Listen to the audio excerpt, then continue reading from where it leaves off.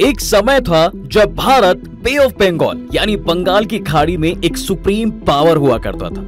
इस पानी के रास्ते भारत ने ईस्ट और साउथ ईस्ट एशिया में अपनी पकड़ मजबूत कर रखी थी, लेकिन समय के साथ भारत का स्ट्रैटेजिक और पॉलिटिकल इन्फ्लुएंस यहाँ घटता रहा। आज समय ऐसा आ गया है कि भारत बे ऑफ बंगाल को खोने की कगार पर है और इसमें हाथ केवल बाहर के पावर्स का नहीं बल्कि अंदर बैठे विभीषण जैसे लोगों का भी है।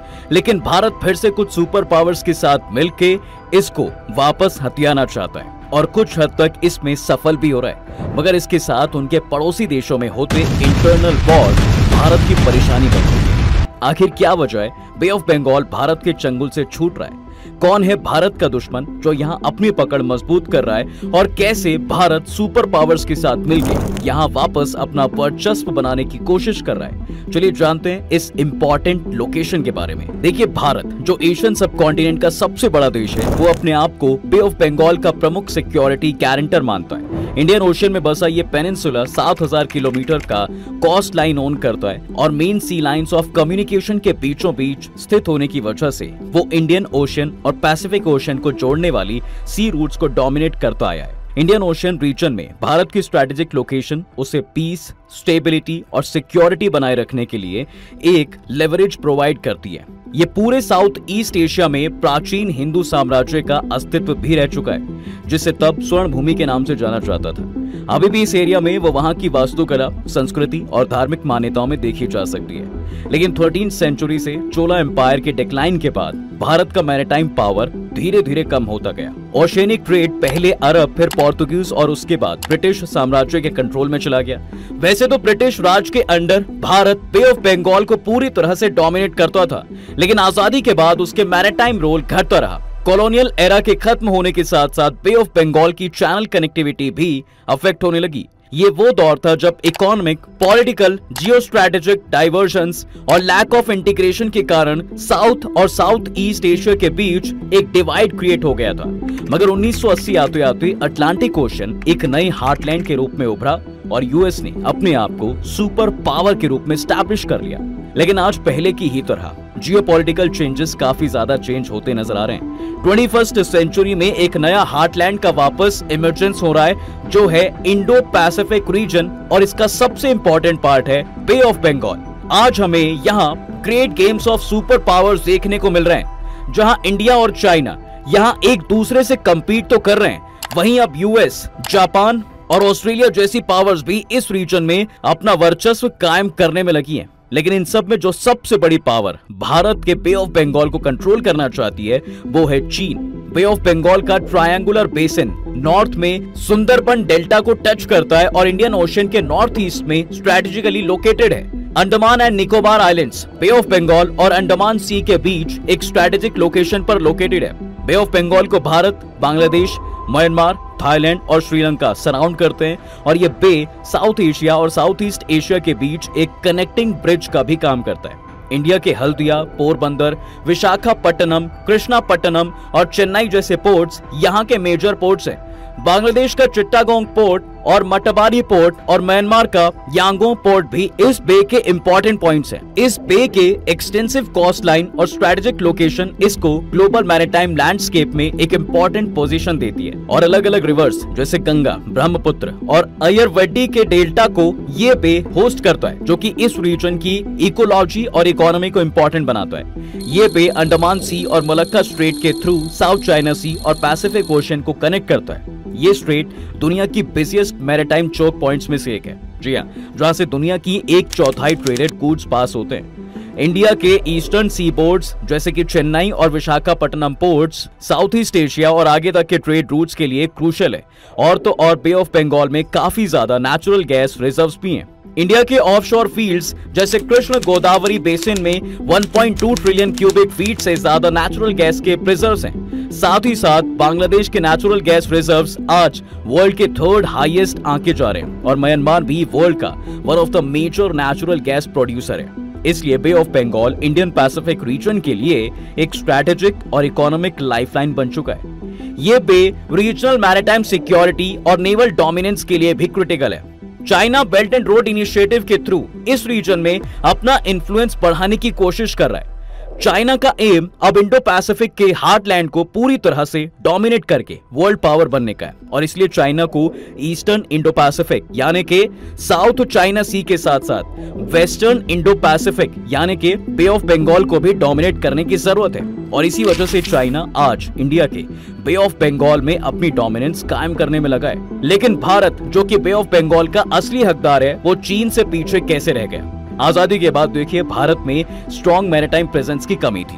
भारत के पहले प्रधानमंत्री जवाहरलाल नेहरू का यह मानना था कि भारत जैसे देश के ओवरऑल डिफेंस और ट्रेड डेवलपमेंट के लिए एक सी डिफेंस कैपेसिटी बहुत जरूरी थी, लेकिन वो भारत के सी पावर को उसके रीजनल फॉरेन पॉलिसी के साथ जोड़ना नहीं चाहते थे। हालांकि एक स्वतंत्र भारत निश्चित रूप से अपने पड़ोसी के मामले में इंटरफेयर करने के खिलाफ नहीं था, चाहे वो 1971 में बांग्लादेश हो या 1983 से 90s के बीच में श्रीलंका। लेकिन उसने अपने आप को मुख्य रूप से एक डिफेंसिव पावर के तौर पर देखा है, जिसका काम था बे ऑफ बंगाल से बाकी पावर्स को दूर रखना। ये वो समय था जब स्टेट की सिक्योरिटी को इंश्योर करने के लिए इंटीग्रेशन नहीं बल्कि आइसोलेशन को रेफर किया जाने लगा। लंबे समय तक भारत ने अपनी पूर्वी पड़ोसियों को इंपॉर्टेंट मैरिटाइम अलाय के तौर पर इग्नोर करते हुए उन्हें सिर्फ इकोनॉमिक और स्ट्रेटेजिक पार्टनर के तौर पर ट्रीट किया है। भारत ने अपने ईस्ट कोस्ट को भी काफी अनदेखा किया है। इसके कारण बंगाल की खाड़ी पर उसका प्रभाव कम होता गया। मुंबई के कंपैरिजन में कोलकाता का इंपॉर्टेंस घटता गया। कोलकाता और हल्दिया दो पोर्ट सिस्टम को कवर करने वाला इंडिया का एकमात्र पोर्ट तेजी से डिक्लाइन होता गया। जहां 1960 में पूरे देश के पोर्ट ट्रैफिक में उसका शेयर 28% था, वहीं 2015 में वो गिर के सिर्फ 8% हो गया। इंडिया का फॉरेन ट्रेड पश्चिम की ओर यानी यूरोप और गल्फ की तरफ ओरिएंटेड होता चला गया। इंटरनेशनल पोर्ट्स का विकास गुजरात और महाराष्ट्र में केंद्रित था। ओडिशा और आंध्र प्रदेश की कोस्टलाइन का पिछड़ापन वेस्टर्न पोर्ट्स के तेज विकास से बिल्कुल अलग था। भारत ने अपने समंदर तक के टूरिज्म का फोकस भी मालाबार कोस्ट में बसे गोवा और केरला पर ही रखा। इसकी तुलना में भारत के ईस्ट कोस्ट और अंडमान एंड निकोबार आइलैंड्स पे शायद ही कोई विकास हुआ। देखिए, बे ऑफ बंगाल में भारत द्वारा रीजनल कनेक्टिविटी स्टैब्लिश करने की नाकामयाबी ने चाइना को एक मेजर प्लेयर बनने में मदद की है। चाइना की तेज आर्थिक विकास के साथ साथ बे ऑफ बंगाल में उसका इंटरेस्ट बढ़ता रहा। इसका एक प्रमुख कारण है कि बे ऑफ बंगाल के साउथ एज पर स्थित मलक्का स्ट्रेट जो कि साउथ चाइना सी के लिए एक स्पेशल ओपनिंग है, जिससे चाइना अपना ट्रेड और एनर्जी एक्सपोर्ट एंड इंपोर्ट के चैनल को बरकरार रख सकता है। इसके साथ ही वो अपने बेल्ट एंड रोड इनिशिएटिव और मैरिटाइम सिल्क रोड प्रोजेक्ट के तहत इंडियन ओशन कंट्रीज के साथ कनेक्टिविटी प्रोजेक्ट और लार्ज स्केल इंफ्रास्ट्रक्चर फाइनेंस में अब तक काफी ज्यादा इन्वेस्ट करता आया है। वो अपनी एक स्ट्रैटेजी स्ट्रिंग ऑफ पर्ल्स के थ्रू बे ऑफ बंगाल और इंडियन ओशन में अपना दबदबा बनाना चाहता है। मगर ये स्ट्रिंग ऑफ पर्ल्स आखिर है क्या?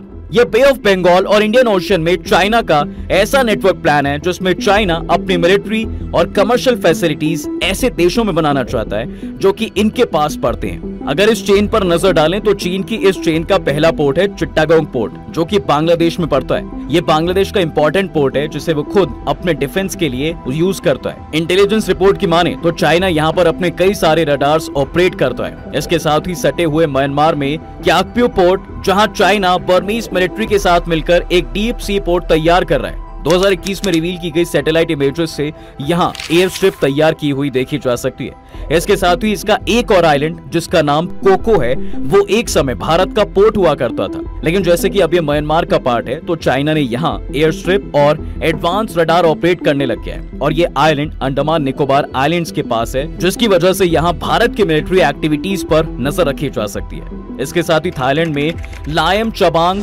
और कंबोडिया में रियाम बेस इन दोनों कंट्रीज में अपने बेसेस बना रहा है। इस चेन का अगला सबसे इंपॉर्टेंट पोर्ट है हम्बनटोटा पोर्ट, जो कि कई सालों से भारत के दोस्त रहे श्रीलंका का एक इंपॉर्टेंट पोर्ट है। मगर चाइना के डेब्ट ट्रैप में फंसने की वजह से श्रीलंका ने ये पोर्ट चाइना को 99 साल तक के लिए लीज पर दे दिया है। इस वजह से अब इस पोर्ट पर पूरी तरीके से चाइना का कब्जा है और वो यहाँ पर कुछ न कुछ नई डेवलपमेंट्स करता रहता है। इसलिए चाइना ने यहाँ अपनी स्पाई शिप्स भी भेज दी हैं, जो कि हमेशा इसके आसपास के रीजन में गश्त लगाती रहती हैं।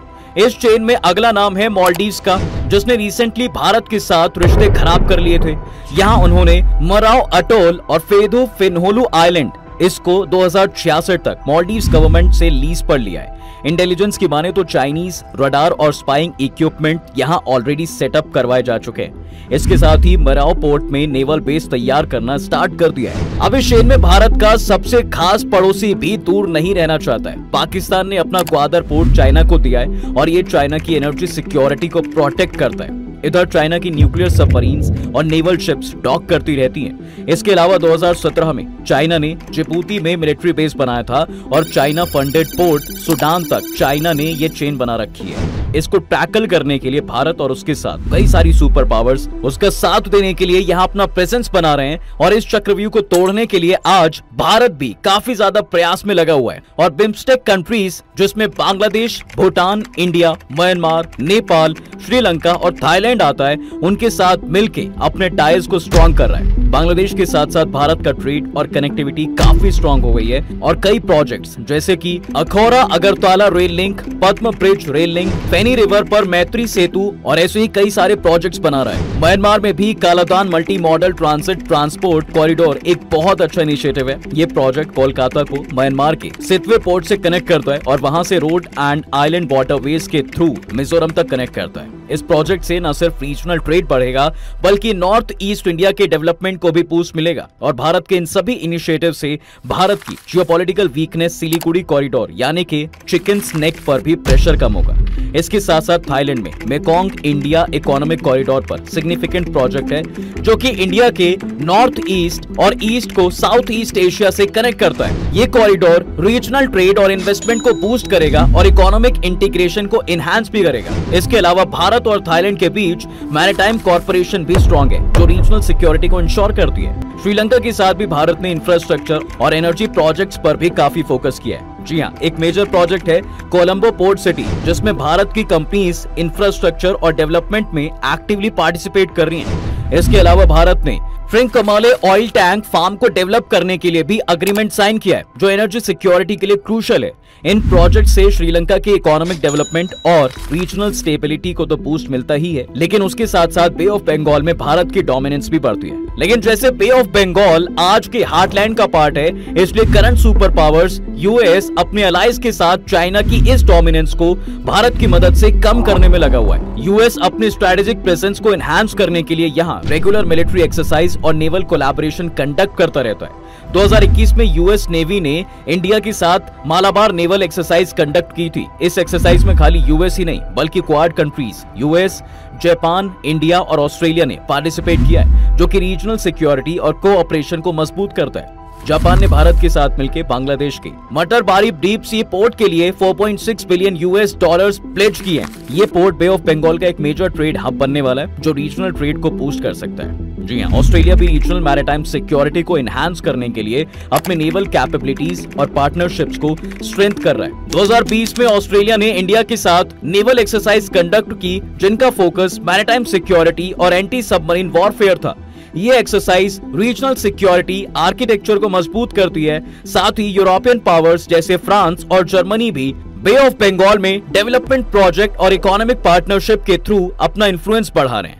तो दोस्तों, इस तरह से भारत अपने आप को बे ऑफ बंगाल में मजबूत कर रहा है और क्वाड ग्रुप के साथ मिलकर चीन को पलटवार कर रहा है। आपकी क्या राय है भारत की इस स्ट्रैटेजी पर कमेंट करके जरूर बताएं। तब तक के लिए हम आपसे विदा लेते हैं। जल्द हाजिर होंगे एक नए इंटरेस्टिंग टॉपिक के साथ। अगर ये वीडियो पसंद आए तो अपने दोस्तों के साथ शेयर कर दें और हाँ, वीडियो को लाइक करना ना भूलें और अगर आपने हमारे चैनल को अभी तक सब्सक्राइब नहीं किया है तो वो भी कर दें। साथ ही बेल आइकॉन प्रेस करना बिल्कुल ना भूलें ताकि हमारी वीडियो आप तक जल्द से जल्द पहुंच सके।